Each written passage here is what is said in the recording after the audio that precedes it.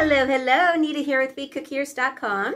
Today, construction cookies are in order, and I keep all of my cookie cutters in these plastic containers, the shoe boxes, and I just stack them up on shelves and label them. So just as a little tip, that's what I do.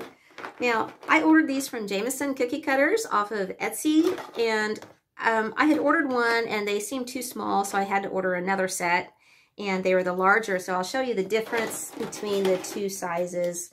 For instance, the cone, this is the small one and this is the big one. So I like the bigger ones better. They just seem more, this is a really quality set, by the way, but they just seem, you know, better for the customer because they're paying a good price for it. But today, we're just going to do an array of the construction ones, the dump truck and loader and all of those. But these are just really nice cookie cutters, and I will leave the link to this company on Etsy below for you.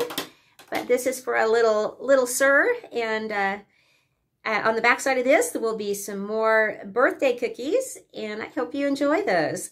So until next time, you take care. Have a WeCookier day, and God bless. Bye-bye.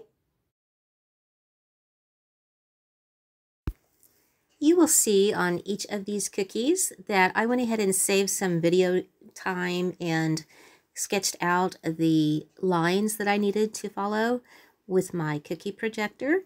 So on each of those cookies, you'll see that.